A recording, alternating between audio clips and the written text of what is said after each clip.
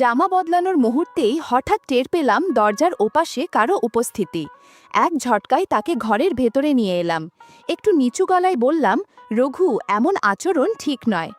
তার পরের মুহূর্তগুলো সেগুলো এমন কিছু নয় যা কাউকে বলা চলে, আবার এমন কিছু যা মন থেকে মুছেও ফেলা যায় না।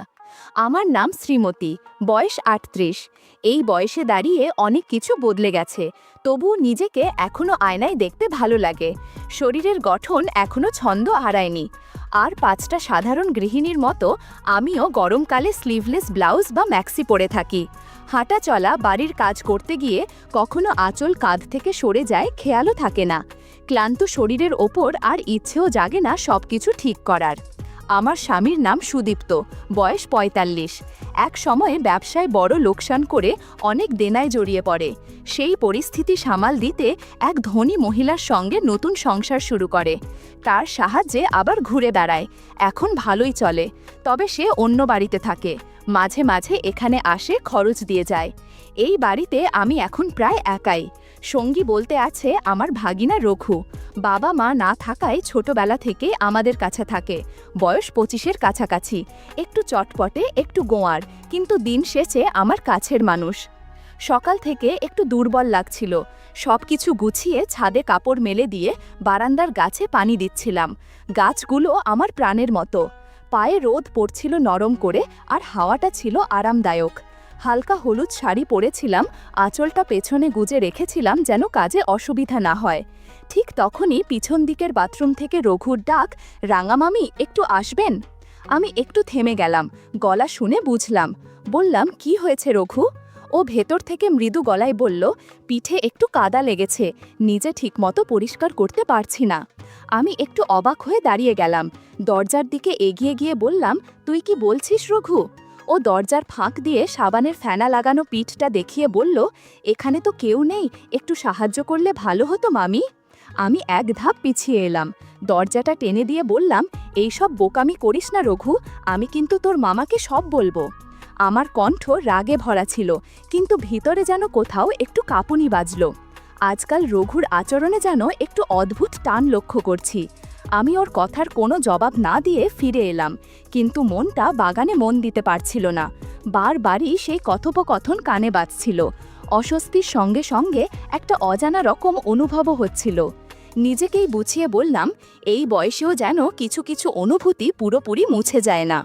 বিকালে বারান্দায় বসে বই নিয়েছিলাম। হাওয়ায় আঁচলটা উড়ছিল আস্তে আস্তে। পাতায় চোখ রেখেও মনটা কেমন যেন এলোমেলো লাগছিল। দুপুরে সেই ঘটনাটা যেন মন থেকে যাচ্ছিল না। সব কিছু কেমন ঘরে ঢেকেছিল। এমন সময় হঠাৎ বাইরে কিছু শব্দ শুনলাম। আরে রঘু, পড়ে গেছে, পায়ে আঘাত লেগেছে, রক্ত বেরোচ্ছে। আমি বই ফেলে তাড়াতাড়ি নিচে নেমে এলাম। উঠোনে গিয়ে দেখি রঘু গেঞ্জিতে গলায় ঘাম জমে গেছে আর মাটিতে বসে আছে। হাঁটুর নিচে একটু কেটে গেছে, তবে মুখটা এমন করে কুঁচকে আছে যেন ব্যথা ছড়িয়ে পড়েছে সারা শরীরে। আরে কি হলো রে? আমি ছুটে গিয়ে জিজ্ঞেস করলাম। রঘু অসহায় মুখে তাকিয়ে বলল, মামি, খুব ব্যথা পাচ্ছি, পা নড়াতে পারছি না। আমি ওকে ধীরে ধীরে ধরে ঘরের ভেতরে নিয়ে এলাম। দালানের পাশে বসিয়ে পা ধুয়ে তাড়াতাড়ি মলম আনতে গেলাম। ঘামে ভেজা শরীর, আর আমি যখন তুলোটা ওর পায়ে ছুঁই, ও কেমন একটু চমকে উঠল। ধরো না তো ওইখানে, ও হালকা গলায় বলল, আপনার হাত ছোঁয়ার পর কেমন যেন ঠান্ডা ঠান্ডা লাগছে মামি। আমি একটু রাগ মিশিয়ে বললাম, চুপ কর, পা ফেটেছে আর তুই ফাজলামো করছিস? আপনার হাতেই ব্যথা কমে যায় মামি। ও মুচকি হাসল। আমি কিছুক্ষণ চুপ করে রইলাম, ভাবছিলাম এই ছেলেটা দিন দিন এমন সাহসী হয়ে উঠছে কি করে। ওর কথাগুলো একদিকে অবাক করে, অন্যদিকে কোথাও যেন একটা অদ্ভুত শিহরণ ছুঁয়ে যায়। মলম লাগাতে গিয়ে কখন যেন হাতটা একটু ওপরের দিকে উঠে গিয়েছিল। রঘু কষ্টের গলায় বলল, আরও একটু নিচে দিলে হতো, হাঁটুর কাজটাই ঠিক লাগেনি। আমি হুঁশ ফিরে পেলাম, একটু সোজা হয়ে দাঁড়িয়ে বললাম, রঘু, কথা বাড়াস না, বেশি বাড়াবাড়ি করলে কিন্তু বাড়িতে পাঠিয়ে দেব। ওর গলায় এবার কেমন যেন একটানা আবেগ। আপনি না থাকলে আমি কোথায় যাব মামি? আমি আর কিছু বললাম না, উঠে ঘরের দিকে চলে এলাম। পেছনে ওর দৃষ্টির ভার যেন কাঁধে এসে পড়ল। ঘরে ঢুকে দরজাটা লাগিয়ে দিলাম, কিন্তু মনটা সারাদিন অস্থির রইল। রাতে একবার ওর ঘরে গেলাম পায়ের অবস্থা দেখতে। দেখি হেলান দিয়ে শুয়ে আছে, পা কিছুটা ফুলে আছে। ভাগিনা বলে এক ধরনের মায়া তো থেকেই যায়। বললাম, তুই একটু বস, তেল এনে মালিশ করে দি। রান্নাঘর থেকে তেল এনে ওর পাশে বসলাম। হাত দিয়ে আলতো করে তেল মালিশ করতে লাগলাম। কখন যে আঁচলটা একটু সরে গেছিল টের পাইনি। আমি কিছু বলছিলাম, কিন্তু রঘু চুপচাপ তাকিয়েছিল। ঠিক কোথায় জানি না, তবে ওর চোখে একটা গভীরতা ছিল। আর চোখে দেখে বুঝলাম ও যেন ভাবনার ঘোরে। হাতে তেল থাকায় আঁচলটা ঠিক করতেও পারছিলাম না। একটু হেসে বললাম, আর একটু লাগাবো নাকি? রঘু যেন ধ্যান ভাঙিয়ে বলল, তেল লাগালে আরাম হয় মামি, আপনি জানেন তো। আমি নিশ্চিত হতে পারলাম না ও কি হালকা হাসির সাথে বলল নাকি ইচ্ছে করে। একটু ইতস্তত করে বললাম, থাক, আজকের মতো কাল আবার করে দেব। আমি উঠে গেলাম। পেছনে রঘুর চোখ দুটো অনুভব করছিলাম, যেন মনের কোণায় কোনো কথা থেকে যাচ্ছে। আমার ভিতরে একটা অদ্ভুত অনুভূতি হলো, ও কি সত্যিই আমার মাঝে কিছু অন্যরকম খুঁজছে? এর পরের কয়েকটা দিন ওর সেবা যত্নেই কেটে গেল। সপ্তাহ পেরোতেই পায়ে খানিকটা জোর এসেছে। আজ দুপুরে সূর্যটা একটু বেশি তীব্র। বাড়ির কাজ সেরে স্নানে গেলাম। বেরিয়ে এসে একটা ব্লাউজ নিতে গিয়েই বুঝলাম যেটা পরতে চাচ্ছিলাম তার বোতামগুলো আবার নষ্ট। তবুও কোনোভাবে গায়ে চাপিয়ে ঘরে ফিরে এলাম। ভাবলাম অন্য কিছু পরব, কিন্তু দেখি বাকিগুলোর অবস্থাও এক এক রকম। কারো বোতাম আলগা, কারো ফিটিং ঠিক নেই। শেষমেশ একটা ঠিকঠাক যা ছিল সেটাতেই দিনটা চালিয়ে নিলাম। পরশু রঘুর হাতে একটা পুরনো স্যাম্পল ব্লাউজ দিয়েছিলাম সাম্যবাবুর দর্জির দোকানে পাঠানোর জন্য। মাপ ঠিকমতো নিয়ে নতুন করে 4টা বানাতে বলেছিলাম। আজ দুপুরেই বলেছিলেন নিতে আসতে, তাই হালকা গুছিয়ে একটা গোলাপি সুতির শাড়ি পরে নিলাম, সঙ্গে ম্যাচিং ফিটিং ব্লাউজ। রোদ ছিল কড়া, কিন্তু পাতলা কাপড়ের কারণে কিছুটা আরাম লাগছিল। দর্জির দোকানটা ছোট, তবে সাম্যবাবু খুব মনোযোগী মানুষ। বয়স 35-40-এর কোঠায়, সবসময় গলায় নরম গলার স্বর আর চোখে পুরু ফ্রেমের চশমা। দোকানের ভেতরটায় একটা ঘরোয়া গন্ধ, মিলেমিশে কাপড়, আতর আর সময়ের জমে থাকা আবহ। আমি ঢুকতেই উনি তাকালেন, একটু মৃদু হাসি হেসে বললেন, আহা রাঙা মামি, গোলাপি রংটা আপনাকে যেন আলাদাই মানায়। আমি হেসে বললাম, আপনি এখন রং নিয়েও কথা বলেন? না না, আমি তো শুধু মাপ ধরি। সাম্যবাবু হেসে বললেন, আর সেই মাপে ভুল হওয়ার উপায় নাই। তারপর টেবিল থেকে নতুন বানানো 4টা ব্লাউজ হাতে তুলে দেখালেন। এই দেখুন, মাপ মতোই হয়েছে, তবে একটা একটু ফিটিং বেশি রাখা হয়েছে। আপনার যা ভালো লাগে সেটা পরে নিতে পারেন। আমি বললাম, একটা পরে দেখি। উনি বললেন, ওই পেছনের ঘরেই পাল্টানোর জায়গা আছে, দরজাটা ভেতর থেকে বন্ধ করে নেবেন। আমি গিয়ে একটা ব্লাউজ পরে দেখলাম। সত্যি বলতে একটু টাইট লাগলো, আঁচল ছাড়া অস্বস্তিকর মনে হচ্ছিল। বেরিয়ে এসে বললাম, এইটা মনে হয় একটু বেশি আটসাট হয়ে গেছে না? সাম্যবাবু চোখ নামিয়ে বললেন, হয়তো ওই মাপটাই ভুলে গেছিলাম, তবে অনেকে বলেন এ ধরনের ফিটিংয়ে বেশ পরিপাটি লাগে। একটু থেমে আবার বললেন, আপনার যেমন ভারসাম্যপূর্ণ গড়ন, সেখানে এসব ডিজাইন বেশ মানিয়ে যায়।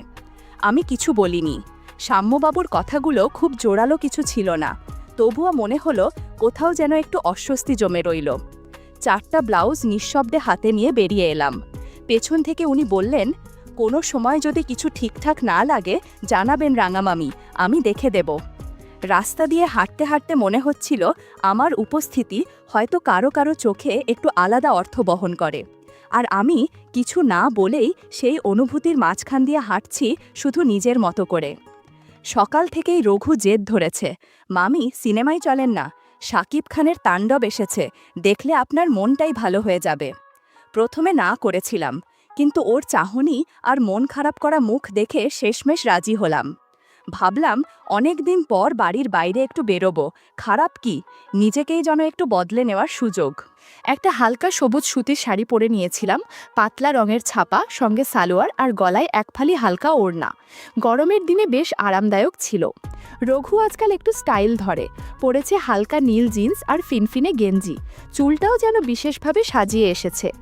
সিনেমা হলে পৌঁছে দেখি বেশ ভিড় জমেছে। চারপাশে লোকের ভিড় ঠেলে রঘু আমার হাত ধরে টান দিয়ে এগিয়ে গেল টিকিট লাইনের দিকে। ভিড়ের মাঝে একটু একটু করে ঠেলে নিয়ে চলেছে আমাকে। কিছুটা অস্বস্তি হচ্ছিল, তাই একটু পিছিয়ে দাঁড়াতে চাইছিলাম। রঘুর কণ্ঠে শুনলাম, এই ভিড়ে হারিয়ে যাবেন মামি, আমার কাছেই থাকেন। টিকিট হাতে পেয়ে দেখি সিট পড়েছে একদম পেছনের সারিতে। হলের ভেতর ঢুকতেই চোখ সয়ে যেতে সময় লাগলো। বাতাস ঠান্ডা আর চারপাশটা হালকা আলো আধারিতে ঢাকা। আমরা পাশাপাশি বসে পড়লাম। চারপাশে হাসির আওয়াজ, ফিসফাস আর সিনেমার পর্দায় দ্রুত কাটা সংলাপ। ছবির শুরুটা ছিল জমকালো নাচ, গান, রঙিন দৃশ্য। আমি পর্দার দিকেই মনোযোগ দিয়েছিলাম। কিছুক্ষণ পরে টের পেলাম রঘুর হাত আমার হাতের কাছাকাছি এসে গেছে। হয়তো সিটের জায়গা কম ছিল বা হয়তো ভিড়ের কারণে কাছাকাছি বসা। তবুও একটু সরে বসলাম। রঘু আর কিছু বলল না, কিন্তু আমি অনুভব করছিলাম চারপাশের নীরবতা যেন ধীরে ধীরে একটু ভারী হয়ে উঠছে। একটা গান শুরু হলো, একটু ধীর লয়ে, আবেগঘন। সেই মুহূর্তে আমার মন যেন সিনেমার ভেতরের গল্প ছাপিয়ে নিজের ভেতরেই ঢুকে পড়ছিল। চোখে আলো আর মনের ভেতর কিছু অচেনা সাড়া। রঘুর নিঃশ্বাসের শব্দ আমার খুব কাছে মনে হচ্ছিল, যদিও সে কিছু বলল না। আমিও চুপ করে থাকলাম। মাঝে মাঝে অন্ধকারে এমন অনুভূতি হয় যা আলোয় প্রকাশ পায় না, কেবল মনে থেকে যায়। আমি ধীরে গলায় বললাম, রঘু, সিনেমা দেখতে এসেছি, অন্য কিছু নয়। ও কিছু বলল না, শুধু এক মুহূর্তে হাতটা টেনে নিল নিজের কোলের কাছে। ছবির শেষে আলো জ্বলে উঠল। আমি একটু তাড়াতাড়ি উঠে দাঁড়ালাম, মুখটা নিচু করে বাইরে বেরিয়ে এলাম। রঘু আগেই জানিয়েছিল বাইকে চলে যাবে, আমাকে বাসে বা রিকশায় ফিরতে হবে। হল থেকে বেরিয়ে এসে দেখি চারপাশে যেন শহরটাই অন্যরকম। হঠাৎ আকাশ কালো হয়ে এলো আর মিনিট দুয়েকের মধ্যে শুরু হয়ে গেল ঝমঝমে বৃষ্টি। এক হাতে ওড়না মাথায় টেনে ধরে রাস্তার পাশে দাঁড়িয়ে রইলাম। রিকশা বা ট্যাক্সি কিছুই চোখে পড়ছিল না। মনটাও কেমন অস্থির হয়ে উঠল। বাড়ি ফিরতেই হবে, ভিজলে তো জ্বর এসে যাবে। ঠিক তখনই একটা লোকাল বাস এসে থামল। চিন্তা না করে উঠে পড়লাম। বাসে উঠে বুঝলাম জায়গা নেই, আর ভিড় এত বেশি যে নিজেকে ঠিকমতো সামলানো যাচ্ছে না। যে যেভাবে পারছে দাঁড়িয়ে আছে। আমিও আঁচল সামলে কোনো রকমে দাঁড়িয়ে রইলাম, হাতে ঠান্ডা, মনটা থমথমে। কখন যেন শহরটা অনেক বড় লাগছিল আর আমি অনেক ছোট। কিছুক্ষণ পর বুঝলাম আশপাশের মানুষের দৃষ্টি যেন আমাকে ঘিরে ফেলেছে। পেছন থেকে বাসের হেল্পার এসে বলল, দিদি, বারুইপুর পর্যন্ত 30 টাকা। আমি ব্যাগ থেকে টাকা বের করছিলাম। এমন সময় অনুভব করলাম পেছনে কিছু একটা ঠেকছে, ইচ্ছাকৃতভাবে। ধীরে বললাম, দয়া করে একটু দূরে থাকবেন। ওর মুখে একরকম অস্বস্তিকর হাসি। নিচু গলায় বলল, কি করব বলুন, ভিড়ের মধ্যে দাঁড়িয়ে থাকা তো কঠিনই, বিশেষ করে আপনার মতো কেউ থাকলে। কিছু বলিনি। ভিতরে ভিতরে শরীর শক্ত হয়ে যাচ্ছিল, মন অসহায়ভাবে কুঁকড়ে যাচ্ছিল। বাস হঠাৎ এক ঝাঁকুনি খেল। সামনে দাঁড়ানো একজনের শরীর এসে অদ্ভুতভাবে ধাক্কা দিল। আমি এক পা পিছিয়ে দাঁড়ালাম। লোকটা বলল, সরি দিদি, জায়গাটা খেয়াল করিনি। তবে ওর চোখ সরছিল না, আমি চোখ সরিয়ে নিচ্ছিলাম। একটু পরে হেল্পার আবার সামনে এসে বলল, দিদি, শাড়িটা সামলে রাখুন, একটু সমস্যা হচ্ছে মনে হয়। আমি কোনো উত্তর না দিয়ে মুখ ঘুরিয়ে নিলাম। প্রতিটি ঝাঁকুনিতে মনে হচ্ছিল চারপাশে কারো না কারো শরীর ছুঁয়ে যাচ্ছে আমাকে। কেউ কিছু বলছে না, কিন্তু বোঝা যাচ্ছে। একটা সময় মনে হচ্ছিল আমি যেন এক অদৃশ্য দেয়ালে ঠেকে আছি, কোনো সরে যাওয়ার জায়গা নেই, কোনো রক্ষা নেই। চোখ বন্ধ করে শুধু ভাবছিলাম বাসটা থামবে কবে। সঙ্গে একটাই অনুভব, আমি এখানে একা, একদম একা। শরীর ক্লান্ত, মন গুলিয়ে যাচ্ছে। ঘামের গন্ধ, শাড়ির ভেজা ভাব, বাতাসের ভার সব একসাথে এসে যেন আমাকে অসাড় করে ফেলছিল। বাস থেকে নামার পর মনে হলো যেন পুরো শরীর থেকে শক্তি ঝরে গেছে। মাথা ঘুরছিল কিনা বুঝিনি, হয়তো সবই মন থেকে আসছিল। বৃষ্টিতে ভিজে গেছি, শরীর ঠান্ডা হয়ে আছে। আর সেই ভিড় থেকে বেরিয়ে হেঁটে যেতে যেতে যেন মনে হচ্ছিল শহরের ভেতর আমি একটা অদৃশ্য মানুষ হয়ে গেছি।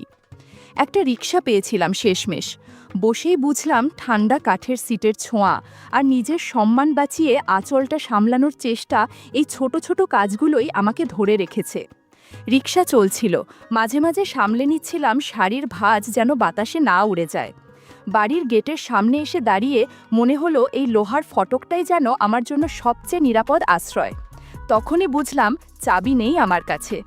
হঠাৎ মনে পড়ল সিনেমা হলে যাওয়ার আগে রঘুর কাছে দিয়েছিলাম চাবিটা। যখন একা বেরিয়ে এসেছিলাম তখন ওকে দেখাই পাইনি, সব মনে পড়ে গেল। আমি ফটকের পাশে সিঁড়ির ধাপে বসে পড়লাম। হাত ভেজা, মাথা নিচু, মন বোঝায় চাপা। কিছু বলার নেই, শুধু অপেক্ষা যেন এই দিনটা শেষ হয়। বৃষ্টি ফোঁটা ফোঁটা করে গায়ে গড়িয়ে পড়ছিল, চুল থেকেও ফোঁটা গড়িয়ে মুখে লেগে যাচ্ছিল। আমার আঁচল ভিজে কাঁধে টিকেছিল আর ঠান্ডায় শরীর শিউরে উঠছিল। ঠিক সেই সময় পাশ থেকে পরিচিত কণ্ঠ শুনলাম, মামি এতক্ষণ বাইরে দাঁড়িয়েছিলেন রঘু। আমি ওর দিকে তাকালাম। ওর মুখে ছিল একটা অদ্ভুত মিশ্র অনুভূতি, কষ্ট, অস্বস্তি আর সামান্য দুঃখের ছাপ। আমি বললাম, তুই তো সিনেমা হলে ছিলি, চাবিটা তো তোদের কাছেই ছিল, তারপর আমাকে এভাবে একা ফিরে আসতে হলো রঘু। ও একটু চুপ করে নিচু গলায় বলল, মাফ করবেন মামি, আমি বাইকে ছিলাম, ভাবিনি আপনি একা ফিরে আসবেন। আসুন, আমি দরজা খুলে দিচ্ছি। দরজা খুলতেই আমি সোজা ঘরে ঢুকে পড়লাম। পেছনে ওর পায়ের শব্দ পেলাম, কিন্তু ফিরে তাকাইনি। দরজা আটকে দিলাম। ঘরের মধ্যে অল্প আলো, জানলা দিয়ে ঠান্ডা বাতাস ঢুকছিল। ভিজে কাপড়ে ঠান্ডা লাগছিল প্রচণ্ড, তাই শাড়িটা পাশে সরিয়ে দিলাম। এক মুহূর্ত আর সহ্য হচ্ছিল না। ড্রেসিং টেবিলের পাশে দাঁড়িয়ে চুল খুলছিলাম। আয়নায় নিজের দিকে তাকিয়ে কেমন যেন অচেনা লাগছিল। এই ক্লান্ত মুখটা কি আমি? বৃষ্টির ঘ্রাণ আর ভেজা শাড়ির গন্ধ ঘরটাকে মিষ্টি করে তুলেছিল। ভেজা জামাকাপড় বদলানোর সময় বুঝলাম দরজার ওপারে কেউ দাঁড়িয়ে আছে। সামান্য নড়াচড়া, নিঃশ্বাসের শব্দ, হয়তো রঘু। এটা ভয় নয়, লজ্জাও নয়, একটু অন্যরকম একটা অনুভব। হঠাৎ বুকের কাছে হালকা ধুকফুক বোধ করলাম। আমি ধীরে বললাম, রঘু তুই চলে যা, আমি একটু বিশ্রাম নেব। ও কোনো উত্তর দিল না। হয়তো চলে গিয়েছিল, হয়তো চুপচাপ দাঁড়িয়েছিল, আমি জানি না। শুধু জানি সেদিন রাতে ঘরের বাতাসটা একটু ভারী হয়ে উঠেছিল। সকালের বৃষ্টি অনেক আগেই থেমে গিয়েছিল। দুপুরের রোদ উঠতেই আমি একগাদা ভেজা কাপড় ঝুড়িতে ভরে ছাদে গেলাম শুকাতে।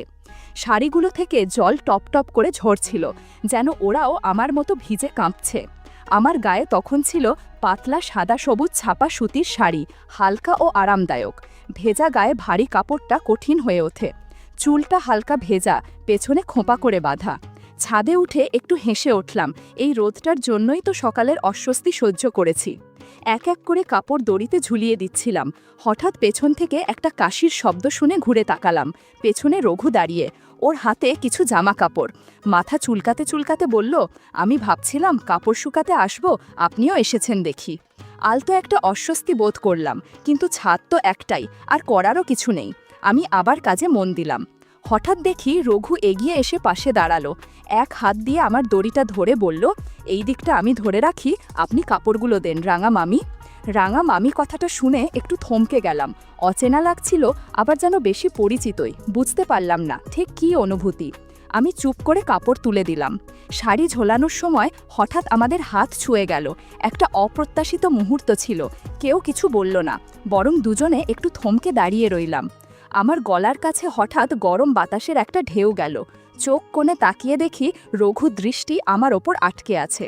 হাওয়ায় শাড়িটা হালকা লেগে যাচ্ছিল। আমি দ্রুত আঁচলটা ঠিক করছিলাম। কাপড়গুলো টান টান করে দড়িতে ঝুলিয়ে দিতে দিতে বললাম, এই দিকটা বেশি রোদ পড়ে, ওদিকে গেলে আবার ভিজে যাবে। রঘু হাসি মুখে বলল, আচ্ছা, আপনি জানেন রোদে যখন শাড়িগুলো দোলাচ্ছে তখন আপনারই মতো ঝলমল করে রং ফুটে ওঠে। আমি মুখ ঘুরিয়ে রাখলাম, কিন্তু ঠোঁটের কোণে হালকা একটা হাসি ফুটে উঠল। আর ওর দিকে তাকাতে পারলাম না, কিন্তু বুঝতে পারছিলাম ওর চোখ যেন আমার ওপর আটকে আছে। হাওয়াটা একটু বেড়ে গেল, আঁচলটা হঠাৎ উড়ে গিয়ে পেছনে চলে গেল। আমি হাত দিয়ে আঁচলটা সামলাতে গিয়ে পারলাম না ঠিকঠাক। ও পেছন থেকে এসে আস্তে আস্তে আঁচলটা নিয়ে সামলিয়ে দিল। আমি হালকা সরে গেলাম। একপাশে গিয়ে বললাম, ঠিক আছে রঘু, বাকি কাপড়গুলো পরে ঝুলিয়ে দেব, তুই নাম, রোদটা বেশি হয়ে যাচ্ছে। ও একটু থেমে বলল, আপনি তো সকালে ভিজে গিয়েছিলেন, সাবধানে থাকবেন, ঠান্ডা লেগে গেলে অসুস্থ হয়ে পড়বেন। তারপর ধীরে ধীরে ছাদ থেকে নামতে লাগলো। আমি দড়িতে ঝুলানো শেষ শাড়ি নিয়ে ভাবছিলাম, আজকাল ওর চোখে যেন একরকম অন্যরকম ভাব দেখছি, যা আগে দেখিনি। আমি নিজেও কেমন যেন ভাবনায় পড়ে গেলাম।